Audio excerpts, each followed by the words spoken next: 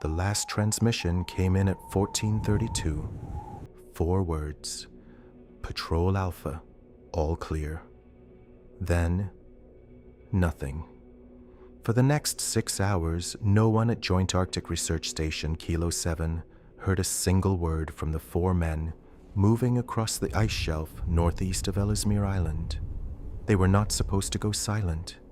Every protocol, every piece of equipment, every drill they had completed over months of Arctic preparation, all of it was designed for one purpose: to keep them connected. And yet, 6 hours, no signal, no beacon, no emergency transponder. When the rescue team finally reached them, all 4 men alive, standing in a loose formation 2 kilometers from their last known position, not one of them could account for the missing time. Not completely. The year was 2011. The Canadian Armed Forces, specifically the 1st Canadian Ranger Patrol Group, had been running sovereignty patrols through the high Arctic for several years by that point. The logic was simple. Climate change was opening shipping lanes through the Northwest Passage. Nations were watching. Canada needed boots on the ground, or rather, on the ice. Operation Nunalivut. It translates roughly from Inuktitut as "the land is ours." Running since 2007, annual. Long-range patrols through terrain most people will never see. Patrol Alpha was one of several 4-man teams deployed that February.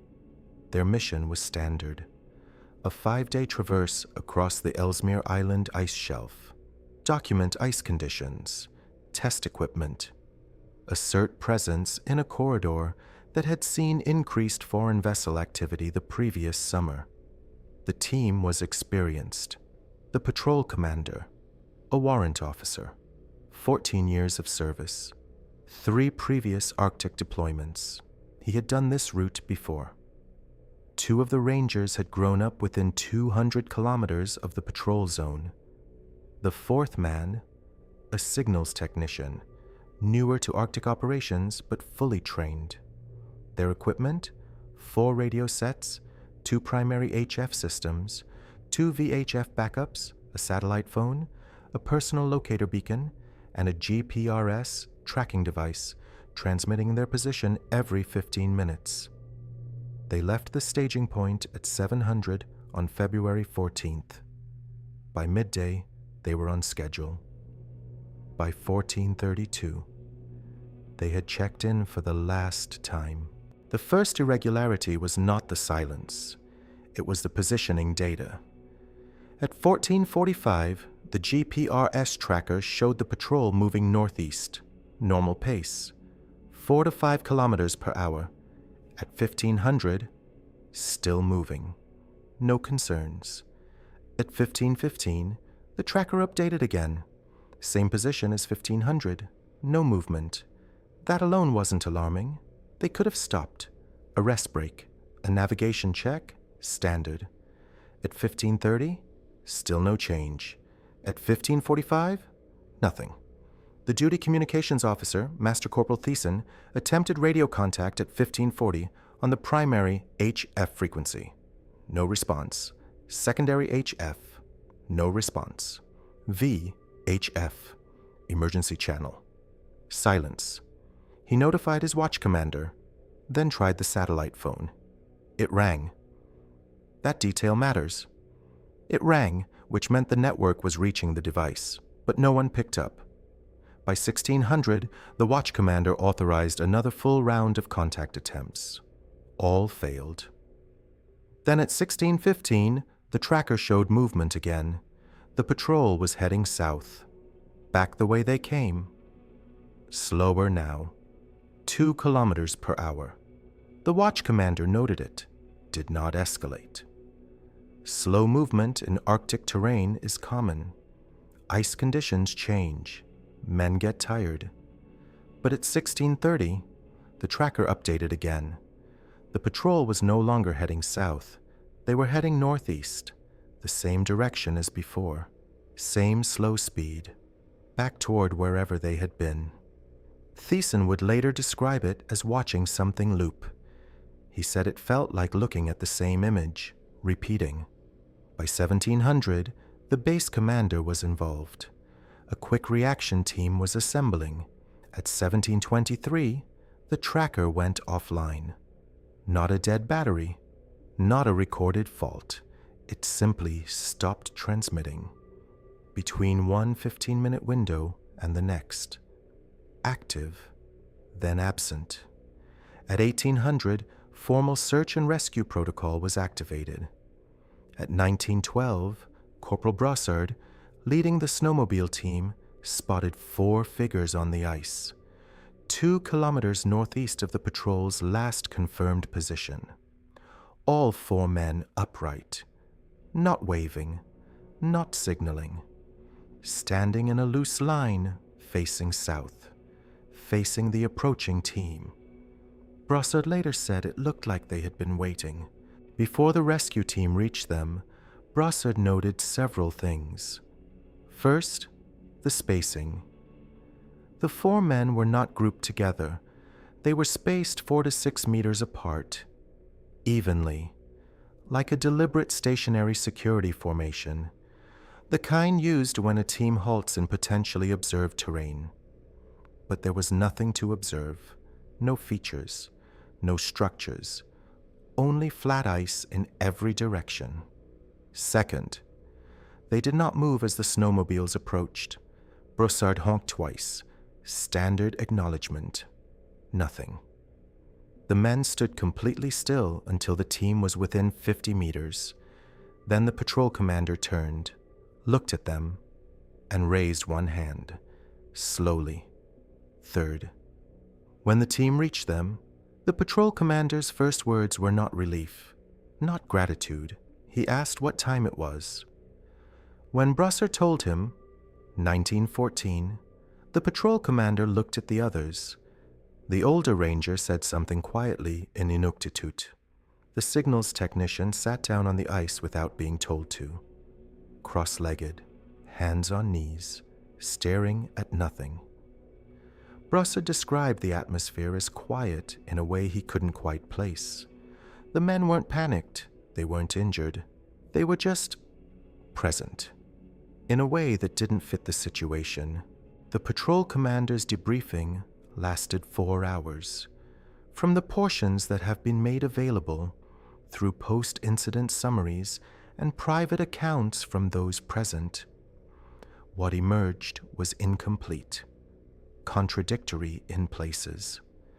The patrol commander stated that, to his knowledge, the patrol had continued northeast after the 1432 check-in. Conditions were good, progress was steady.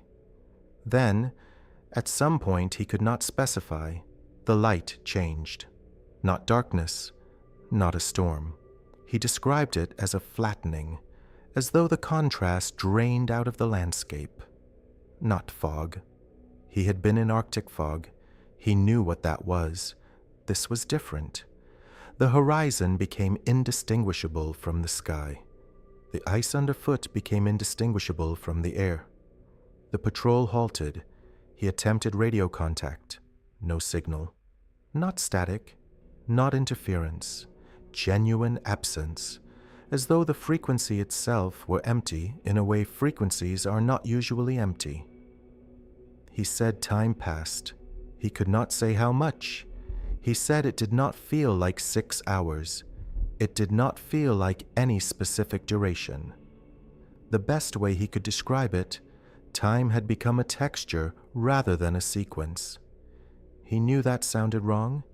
He said it anyway. Then the light returned to normal. All 4 men were standing, facing south. He did not know how they had come to face south. He did not remember turning. The signals technician's account covered similar ground, but with one detail the others did not provide.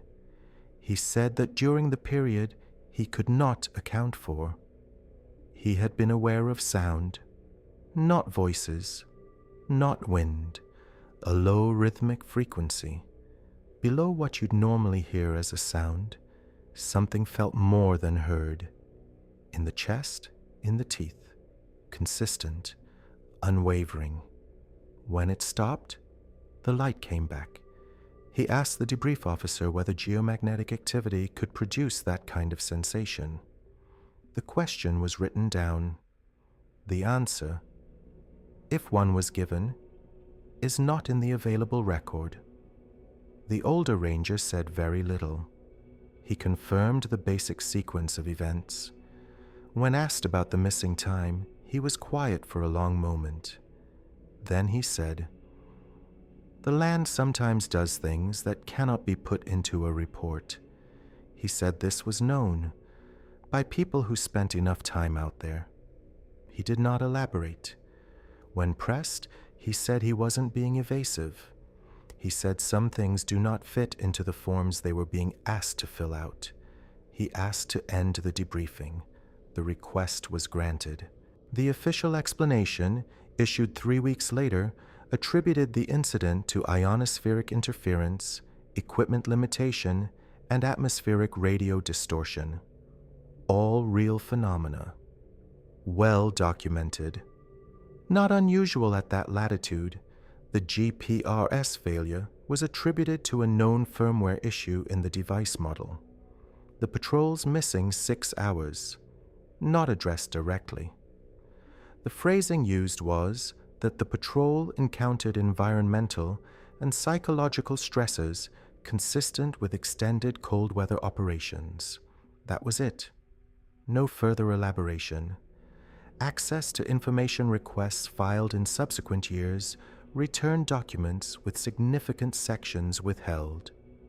Personal information exemptions, standard. But national security exemptions were also cited. A former military lawyer noted this as unusual for an incident of this type.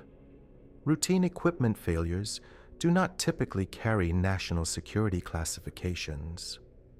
The base commander's after-action report, the document that would normally anchor any incident review of this kind, does not appear in the publicly available file at all.